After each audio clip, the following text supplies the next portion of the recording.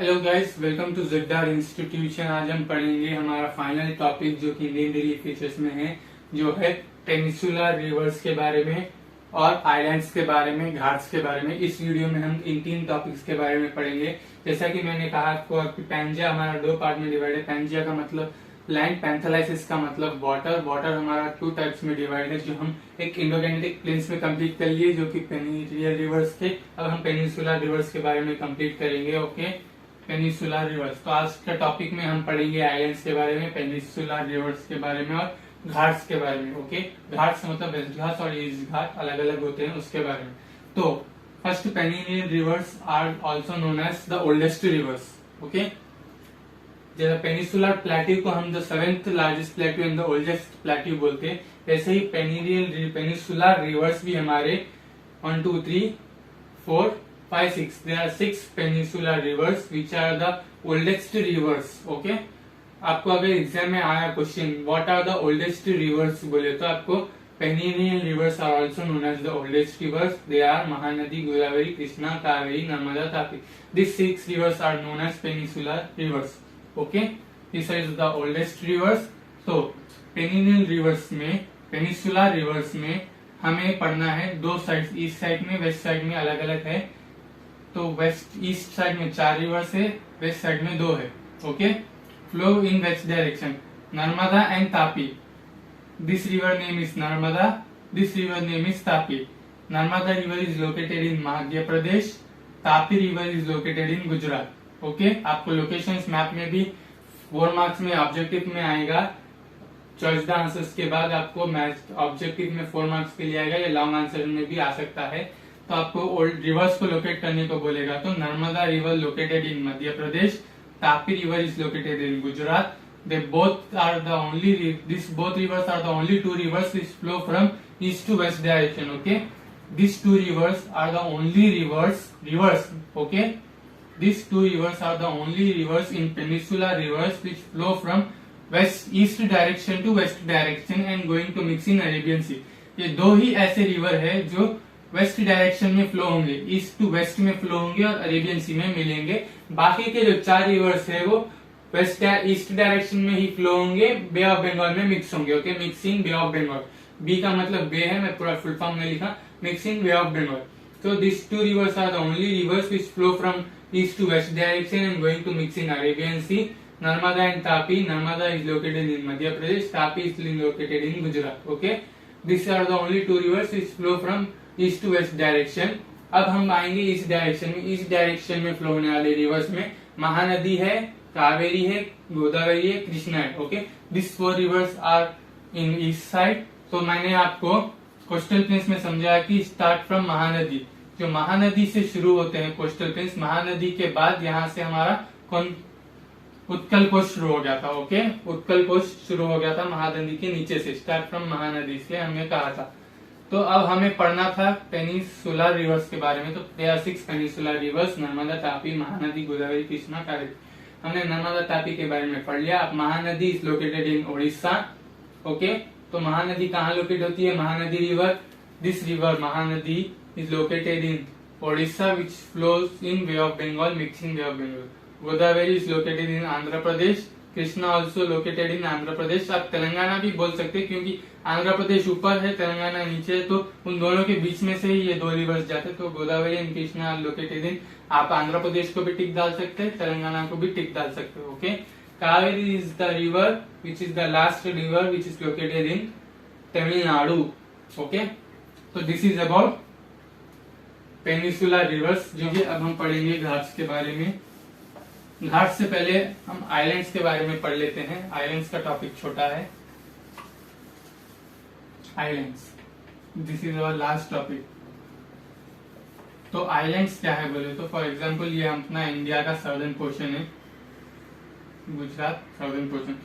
आपने यहाँ कुछ डॉट देखे होंगे इंडियन मैप में, यहाँ कुछ डॉट देखे होंगे। Okay, this is Sri Lanka. तो गाइस, आइलैंड्स में हमें मेनली फोकस करना है 2 types of islands. There are 2 types of islands. मैंने जब आपको 7 यूनियन टेरिटरीज लिखा है, मैंने उसमें कहा कि Lakshadweep and Andaman and Nicobar are the 2 islands which we are going to learn in this lesson. तो Lakshadweep islands is located in the west direction of our map, Andaman and Nicobar is going to locate in east direction. Okay, हमें Lakshadweep islands के बारे में उतना नहीं पढ़ना, ना Andaman and Nicobar के बारे में पढ़ना है। तो guys, Andaman and Nicobar islands are the 2 islands, 2 को मिला के हम अंडमान एंड निकोबार बोलते हैं। अंडमान आइलैंड भी है, निकोबार आइलैंड भी है, तो इन दोनों को मिला के हम अंडमान एंड निकोबार आइलैंड बोलते हैं, जिसमें 367 माइनर आइलैंड्स है। ये पूरे अंडमान एंड निकोबार, ये पूरे एरिया को हम अंडमान एंड निकोबार कहेंगे। इसमें 367 माइनर आइलैंड्स है, मतलब छोटे छोटे अलग अलग आइलैंड्स है। इन 2011, जब 2011 में एक्सपेंशन किया हम, जाने कितने आइलैंड्स हैं अंडमान एंड निकोबार में, तो हमारे कितने आइलैंड्स निकले जानकारी में 367 आइलैंड्स निकले, किसमें अंडमान एंड निकोबार में। तब 2011 के टाइम की बात है। तो जब 70 आइलैंड्स में कौन थे, 367 आइलैंड्स थे। Okay, total 360 islands, 367 minor islands मिले अपने को। इन 367 माइनर आइलैंड्स में अपने को 70 आइलैंड्स ऐसे मिले जिसमें ट्राइबल पीपल्स एग्जिस्ट करते हैं। Okay, we got 70 islands in Andaman and Nicobar in which tribal peoples are going to live. Tribal people बोले तो आपको मालूम जो ट्राइब्स में रहते हैं, तो वो 70 आइलैंड्स में ट्राइबल्स पीपल मिले अपने को, और 367 आइलैंड्स टोटल थे इन 2011 के टाइम पे। और अंडमान एंड निकोबार आइलैंड में 2 आइलैंड ऐसे है जिनका नाम है बरमुडा आइलैंड, नरकोंडम आइलैंड। ये 2 आइलैंड कहाँ एग्जिस्ट करते हैं, अंडमान एंड निकोबार में ही एग्जिस्ट करते हैं। This 2 are separate islands, Barren island and Narcondam island. अभी भी बरमुडा आइलैंड में वॉल्केनिक इरप्शंस होते रहते हैं, yearly volcanic eruptions Bermuda island पे होते, जबकि नरकोंडम आइलैंड्स पे वॉल्केनोस है पर इरप्ट नहीं होते वो। ओके, नरकोंडम आइलैंड्स में वॉल्केनोस अवेलेबल है पर वो इरप्ट नहीं होते। इरप्ट का मतलब फूटना, ऐसा वॉल्केनो है, इरप्ट का मतलब मैग्मा निकलना, तो इरप्ट नहीं होते। जहाँ की बरमुडा आइलैंड इरप्शन होता, बरमुडा आइलैंड में वॉल्केनिक इरप्शन ईयरली होते रहता, अभी भी कंटिन्यू होता। एवरी ईयर बरमुडा आइलैंड में वॉल्केनिक इरप्शन होता, नरकोंडम आइलैंड में नहीं होता, जबकि वहाँ वॉल्केनोस है।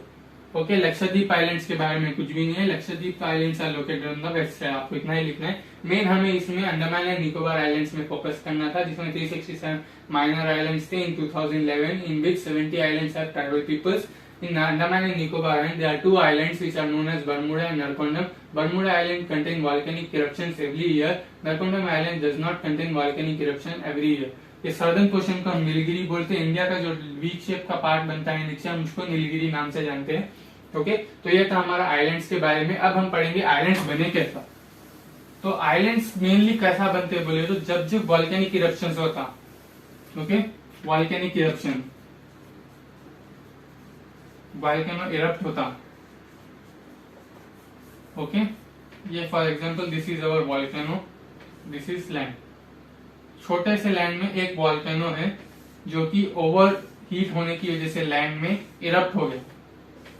तो जब वॉल्केनो इरप्ट होता उसमें से मैग्मा निकलता, ओके, मैंटल, वो निकल के कहा था, ओशंस के सरफेस पे जम जाता। आइलैंड्स कहाँ रहते, ये पूरा ओशन है बाजू, बीच में आइलैंड अवेलेबल रहता। तो एक आइलैंड पे कितने भी वॉल्केनोज होंगे वो इरप्ट होते, इरप्ट होने के बाद जो उनमें का जो मैग्मा रहता वो ओशंस के लेयर को कवर कर लेता। ओशंस की जो ऊपरी लेयर होती उस लेयर को कवर करके जम जाता है। जम जाने के बाद जब वो ठंडा होता, कूल डाउन होता, वो मैग्मा में कन्वर्ट हो जाता। तो आइलैंड अपना वॉल्केनो में से निकलता लावा कन्वर्ट हो जाता मैग्मा में।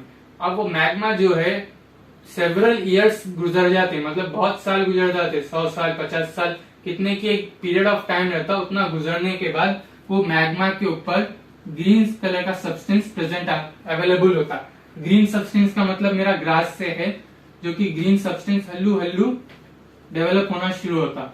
वो डेवलप होते होते वो पूरे मैग्मा को उन्हें ग्रीन कलर के सब्सटेंस में कवर कर लेता, ओशंस के ऊपर फ्लोट होते रहता। तो इस तरीके से वॉल्केनो की वजह से ही हमें आइलैंड्स का फॉर्मेशन मिलता है। तो whenever there is a eruption in volcano, we are going to find a new island. Okay, this is how our islands are made. तो फर्स्ट ऑफ ऑल आइलैंड्स की खोज किसने की थी?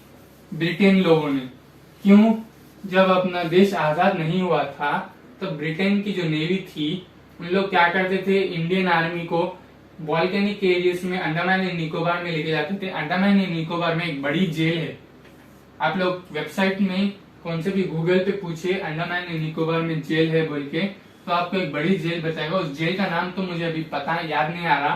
तो उस जेल में हमारे जो इंडियन फाइटर्स थे उन फाइटर्स को कैद किया जाता था और सजा दी जाती थी। ओके, तो islands are located by Britain people, not Indian people. They located the islands to torture our Indian army. Okay, तो this is how the islands are located and due to volcanic eruptions the islands are form. Understood? तो ये था हमारा islands के बारे में और हमने कंप्लीट कर लिया किसके बारे में? पेनिनसुलर रिवर्स के बारे में। अब हमारा लास्ट टॉपिक है घाट्स के बारे में। तो ये हमारा इंडिया का सर्दर्न पोर्शन है। ओके, तो ये हमारे घाट्स हो गए। ये हो गए वेस्ट घाट्स, ये हो गए ईस्ट घाट्स। तो Western Ghats are continuous ghats. These are breakable ghats. Okay, जो हमारे वेस्ट घाट्स है वो हमारे क्या है? कंटिन्यूस घाट्स है। देख रहे हैं आप, पूरे कंटिन्यूस है, कहीं भी एक भी इतनी जगह ऐसा खाली नहीं है। ओके, तो ये Western Ghats are continuous ghats, Eastern Ghats are breakable ghats. Breakable ghats क्यों कहा मैंने? यहाँ देखिए, यहाँ पर घाट्स नहीं है, यहाँ पर घाट्स नहीं है, यहाँ पर घाट्स नहीं है। उसका भी रीजन है क्यों नहीं है। तो Western Ghats are continuous ghat, Eastern Ghats are breakable ghats. Ghats are used to stop the wind को स्टॉप करते, जो कि ओशंस की साइड से ब्रीज आती तो अंदर की कंट्रीज में नहीं लगना बोल के स्टॉप करते।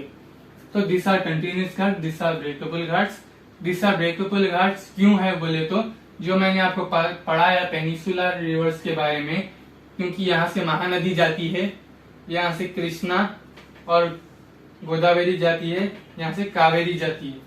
तो इन रिवर्स को बे ऑफ बंगाल में मिक्स होने के लिए जो जगह चाहिए, उस जगह के लिए यहाँ पर घाट्स नहीं है। Okay, that's why this are breakable ghats, क्योंकि यहाँ कोई नदी नहीं है, क्योंकि यहाँ गुजरात आता है, हमारी महानदी और तापी तो यहाँ शुरू होते। तो घाट्स हमारे राजस्थान के नीचे, गुजरात से नीचे से शुरू होते। ओके, महाराष्ट्र से हमारे घाट शुरू होते, जबकि महाराष्ट्र के ऊपर हमारे महानदी और तापी है। ओके,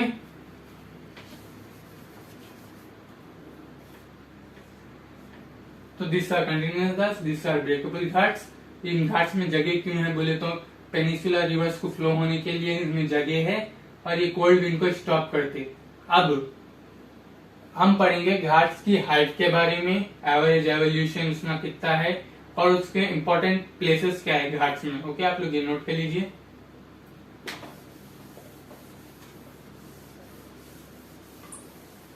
तो guys, this are some important points about Western Ghats. में WG लिखा है, WG का मतलब वेस्टर्न घाट्स। तो Western Ghats are higher than the Eastern Ghats. जो हमारे वेस्टर्न घाट्स है, जो वेस्ट साइड के घाट्स है, ईस्ट साइड के मात्रा में बहुत बड़े है। Okay, Western Ghats are higher than the Eastern Ghats. The average width is 50 to 80 kilometre. Width मतलब मालूम आपको, वेथ का मतलब मैथ्स में, तो एवरेज वेथ कितनी है उसकी? 50 to 80 किलोमीटर है। एवरेज एवोल्यूशन मतलब हाइट कितनी है, मतलब 900 to 1110 मीटर की एवरेज हाइट है। हाईएस्ट पीक, जो वेस्टर्न घाट्स की हाईएस्ट पीक है, वो कहाँ लोकेट होती है? साउथ इंडिया में। और वो पीक का नाम क्या है? Anamudi hills. The highest peak is Anamudi hills which is located in south India. Its height is 2695 meter. Okay, they are continuous ghat. तो ये कुछ इंपॉर्टेंट पॉइंट्स थे वेस्टर्न घाट्स के बारे में, तो ये नोट कर लीजिए आप लोग। फिर हम ईस्ट घाट्स के बारे में लिखेंगे।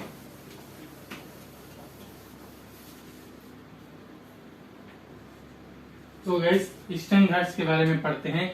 ईस्टर्न घाट्स, ईजी का मतलब ईस्टर्न घाट्स, एग्जाम्पल नहीं, ईजी का मतलब ईस्टर्न घाट्स। तो हमने वेस्टर्न घाट्स में पढ़ा higher than the Eastern Ghats. तो हमारे ईस्टर्न घाट्स का है shorter than the Western Ghats. Compare to west ghats, compare to west ghats हमारे ईस्ट घाट्स शॉर्ट है, उनकी हाइट कम है। ओके, एवरेज वेथ कितनी है इसकी? 100 to 200 है, जिसमें उसमें 50 to 80 किलोमीटर थी, यहाँ 100 to 200। तो ये चौड़ाई में बड़े बड़े हैं। ओके, तो सकते हैं कि एवरेज विड्थ 100 to 200 किलोमीटर है। Average evolution, average height Western Ghats की कितनी है? 600 metres. The highest peak in Western Ghat is located in Chintapalli. Okay, highest peak जो है वेस्टर्न घाट्स की, sorry, highest peak of Eastern Ghat, not Western Ghat, it's my mistake. They are shorter than the Western Ghats. Average width is 100 to 200. Average elevation is 600 meter. The highest peak in Western Ghat, no Eastern. So the highest peak is in Eastern Ghat is in Chintapalli. Okay, Chintapalli में highest peak है जिसका नाम है अरयोकोंडास। अरयोकोंडास, तो ये हिल का नाम है अरयोकोंडास, जो कि लोकेट होती है चिंतापल्ली में। अब ये चिंतापल्ली कहाँ लोकेट होता है? तो Chintapalli is located in Andhra Pradesh. तो basically the highest peak is located in Andhra Pradesh in Chintapalli, which name is Armakonda. Its height is 1680 meters and the western eastern Ghats are breakable ghats due to give a way for peninsular rivers to flow and mixing bay of Bengal. Okay, this is a short note about east ghats and west ghats. Exam में आपको differentiate between eastern Ghats and western Ghats बोला तो आप ये 6 points या वो 6 point या 5 points मिला के डिफरेंशिएट करके आंसर लिख दे सकते हैं, आपको पूरे मार्क्स आ जाएंगे। ओके, इसी के साथ हमारा वेस्टर्न घाट्स का टॉपिक कंप्लीट होता है।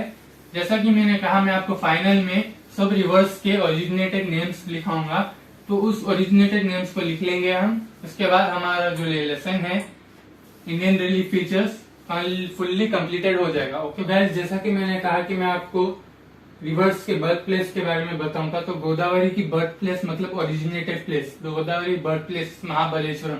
महाबलेश्वरम से गोदावरी आती है क्योंकि महाबलेश्वरम लोकेटेड है महाराष्ट्र में। ओके, कृष्णा की बर्थ प्लेस नासी है जो कि तेलंगाना में लोकेट होती है। ओके, मैंने आपको कहा कि ब्रह्मपुत्रा को हमने टेबिट ग्लेशियर्स कहा था। ओके, मैंने प्रीवियस वीडियो में जब मैंने इंडोगेनेटिक प्लेस समझाया तो मैंने ब्रह्मपुत्रा कम फ्रॉम टेबिट ग्लेशियर्स, तो टेबिट ग्लेशियर्स हम बोलते हैं, पर उसका ओरिजिनल नाम क्या है बोले तो चिमायंगुडुंग ग्लेशियर्स। तो ये प्रोनाउंसिएशन में डिफरेंट आता है बोल के हम इसका नाम नहीं इस्तेमाल करके टेबिट ग्लेशियर्स पे इस्तेमाल करते हैं, पर ओरिजिनल नेम ये है। Okay, this is about the birth place of the reverse. और आपको पता है जो अंडमान एंड निकोबार आइलैंड्स में उसमें फ्लोरा एंड फौना होते हैं। फ्लोरा बोले तो एनिमल्स, फौना बोले तो प्लांट्स। तो फ्लोरा का मतलब एनिमल्स में आता है, फ्लोरा का मतलब प्लांट्स में आता है। एग्जाम में आपको what do you mean by flora बोल के, व्हाट डज फ्लोरा मीन्स बोल के आएगा एनिमल्स, प्लांट्स, तो आपको सही ऑप्शन को टिक करना है। तो फ्लोरा और फौना के बारे में था। और normal basic information, for example